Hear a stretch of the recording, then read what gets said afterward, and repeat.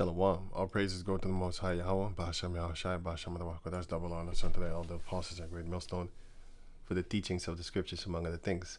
Shalom to the say Akim across the world. Now, this is the book of 1 Samuel, chapter 20, verse 1, titled David and Jonathan. And David fled from Naioth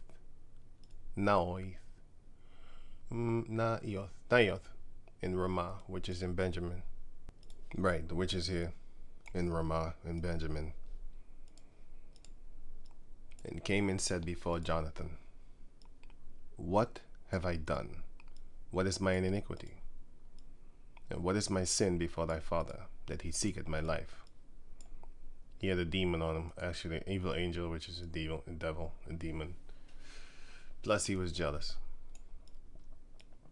And he said unto him, Yahweh forbid, thou shalt not die. Behold, my father will do nothing, either great or small, but that he will show it me. And why should my father hide this thing from me? It is not so. Because he said basically like, yeah, don't, God forbid, you're not gonna die, and if my father will do something, he's gonna tell me about it, and then of course Jonathan would tell him. And David swore moreover, and said, Thy father certainly knoweth that I have found grace in thine sight. See, he's telling him like, but your father knows that you like me. And he saith, Let not Jonathan know this, lest he be grieved. Lest he be grieved, yeah, because he's saying that King Saul, at that time King Saul would say like, don't tell Jonathan, so to his guards, because he's going to be sad if I trying to kill David and stuff like that. But truly, as Yahweh liveth, and as thy soul liveth, there is but a step between me and death. Then said Jonathan unto David, Whatsoever thy soul desireth, I will even do it for thee. And David said unto Jonathan, Behold, tomorrow is the new moon, and I should not fail to sit with the king at meat. But let me go, that I may hide myself in the field unto the third day at even.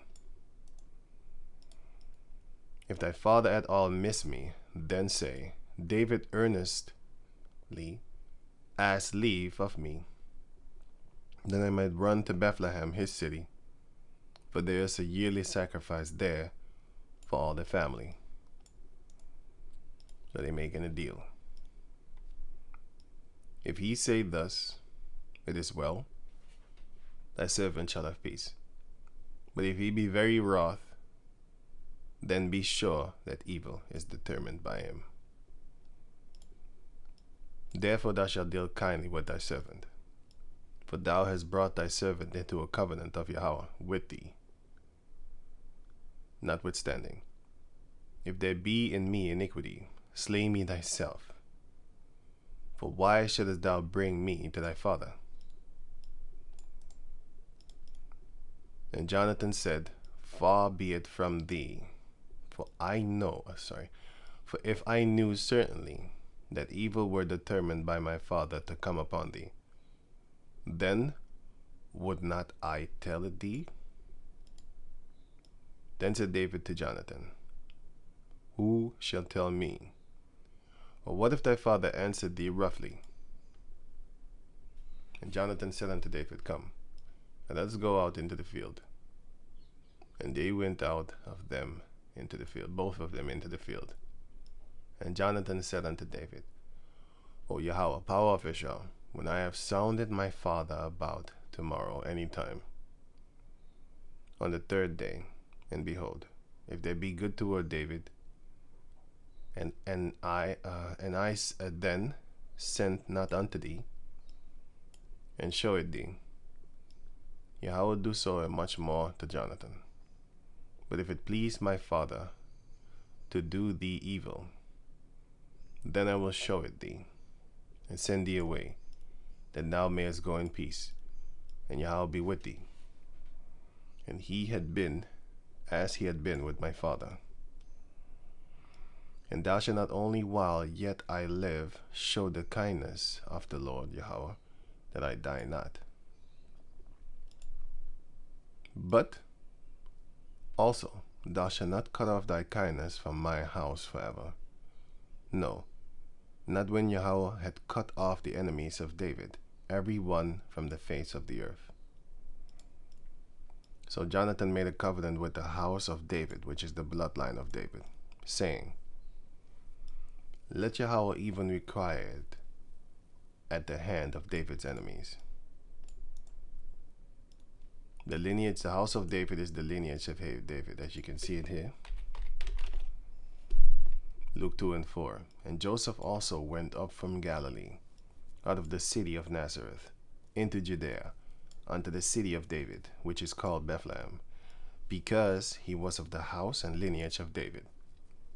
The house of David is talking about the specific house of the family, the bloodline that came out of David. It's not talking about the entire Judah clan, the entire tribe of Judah.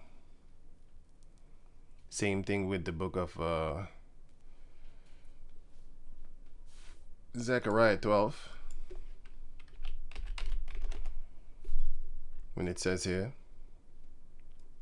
Zechariah 12:7, Yahweh also shall save the tents of Judah first, which is the house of Judah, that the glory of the house of David, that is within the house of Judah, the bloodline of David, the royal bloodline of David, and the glory of the inhabitants of Jerusalem, which is Benjamin and Judah, but Benjamin was there, because this land was given unto Benjamin, as you can see it here.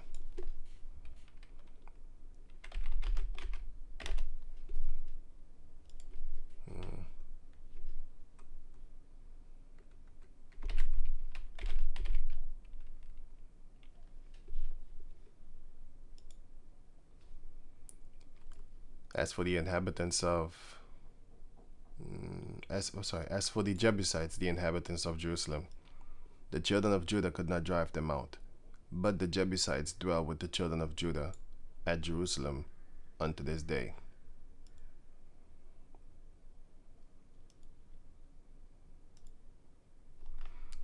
Right, and let me see.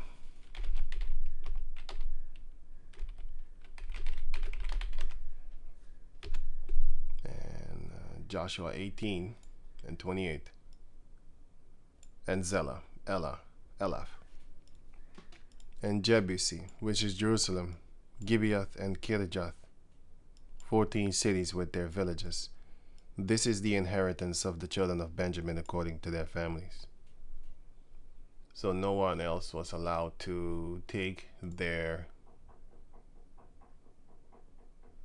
borders, because every Israelite family got their land, got their part of land. But Benjamin shared Jerusalem with Judah. Right, here you can see it also. Judges 1:21. And the children of Benjamin did not drive out the Jebusites that inhabited Jerusalem, but the Jebusites dwell with the children of Benjamin in Jerusalem unto this day. Same thing is here. The Judite also dwelled with Benjamin and the Jebusites in Jerusalem unto this day. You know, at that time. That the glory of the house of David and the glory of the inhabitants of Jerusalem do not magnify themselves against the whole tribe of Judah. So the tribe of Judah will be saved first. And which Benjamin is associated with. Just like in the New Testament, when it says Jews, it's talking about Judah and Benjamin. Because Paul calls himself a Jew from Tarsus. He's not a Jew, but he called themselves that. 1 Samuel chapter 20, verse 18. Oh, wait. 17. And Jonathan caused David to swear again, because he loved him. For he loved him as he loved his own soul.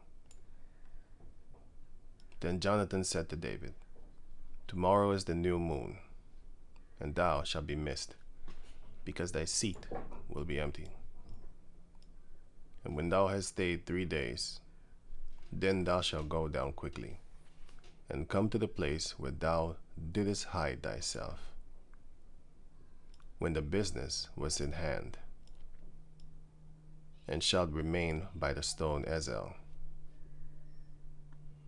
the deal that they struck. And I will shoot 3 arrows on the side thereof, as though I shot at a mark. And behold, I will send the lad, saying, Go find out the arrows. If I expressly say unto the lad, Behold, the arrows are on this side of thee, take them, then come out, for there is peace to thee, and no hurt, as the Lord liveth. But if I say thus unto the young man, Behold, the arrow shall be on thee, go thy way, for Yahweh had sent thee away. And as touching the matter which thou and I have spoken of, behold, Yahweh be between thee and me forever. So David hid himself in the field. And when the new moon was come, the king sat down to eat meat. And the king sat upon his seat, as at other times, even upon a seat by the wall. And Jonathan arose, and Abner sat by Saul's side, and David's place was empty. Nevertheless, Saul spake not anything that day, for he thought something had befallen him. He is not clean. Surely he is not clean.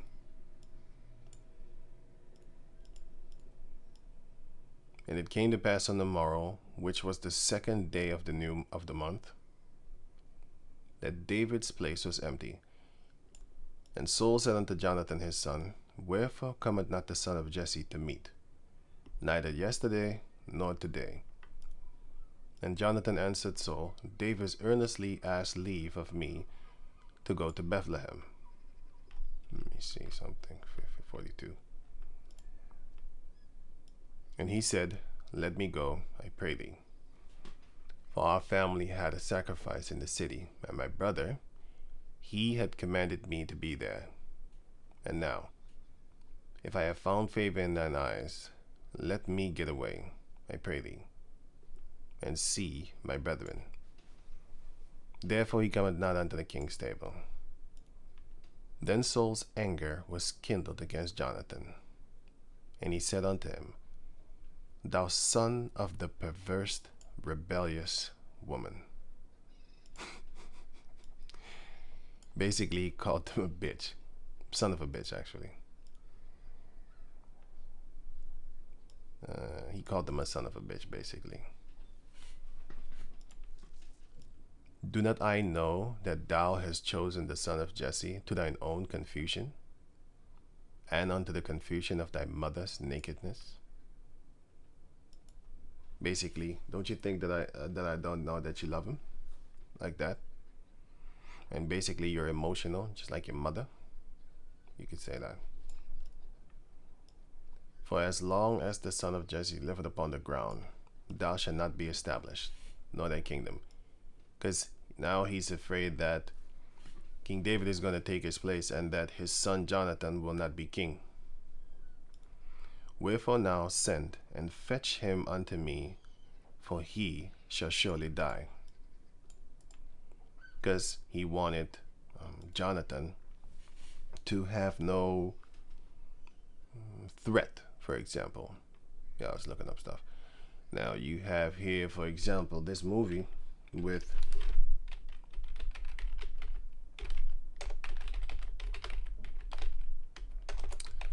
Leonardo DiCaprio. Now, DiCaprio had a movie, Man in the Mask. Now, in this movie, he played a twin. One was this one here. One was the heir of the throne, and the other one was the twin that was not the heir of the throne. But this one wanted this one to be locked up, and then later he wanted to kill him because he was still proof that he was alive. Also with that movie, that cartoon called Tom Sawyer, something like that. He was the heir to a throne, and then later on they wanted to kill him because, you know, that would be in threat to them being on the throne, and they didn't want that. Right, so I'm gonna put the link in the description box so you can check it out for yourself concerning the, well, a recap or just the trailer. Right, going on. So it says, verse 32. And then Jonathan answered his father, Saul his father, and said unto him, Wherefore shall he be slain? What hath he done? And Saul cast a javelin at him to smite him, whereby Jonathan knew that it was determined of his father to slay David. So basically he wanted to even kill his own son for asking that. So Jonathan arose from the table in fierce anger, and did eat no meat the 2nd day of the month, for he was grieved for David, because his father had done him shame. And it came to pass in the morning that Jonathan went out into the field at the time appointed with David, and a little lad with him. And he said unto his lad, Run, find out now the arrows which I shoot. And as the lad ran, he shot an arrow beyond him. And when the lad was come to the place of the arrow which Jonathan had shot, Jonathan cried after the lad and said, Is not the arrow beyond thee? And Jonathan cried after the lad, Make speed, haste, stay not. And Jonathan's lad gathered up the arrows and came to his master. But the lad knew not anything, only Jonathan and David knew the matter.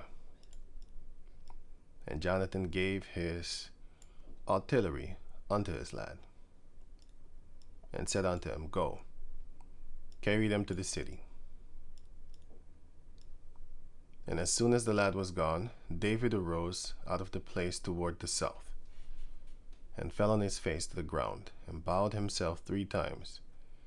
And they kissed one another, or had one another, yeah, and wept one with another, until David exceeded.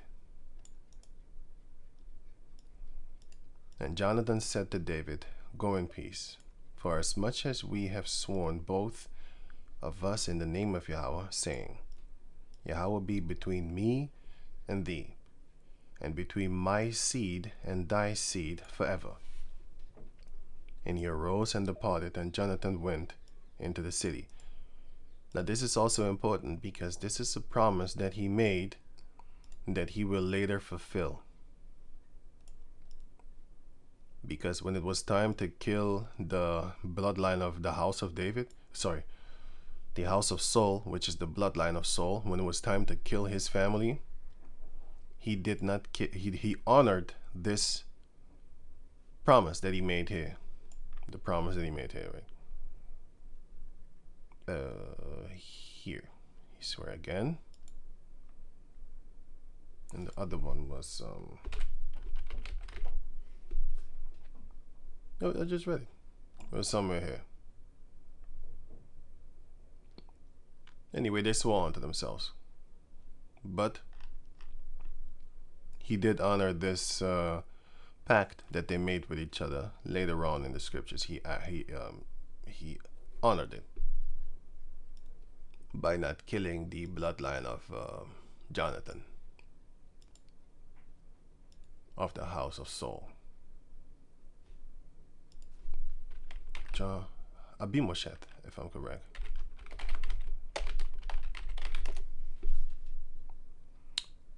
Mephibosheth, okay, cool.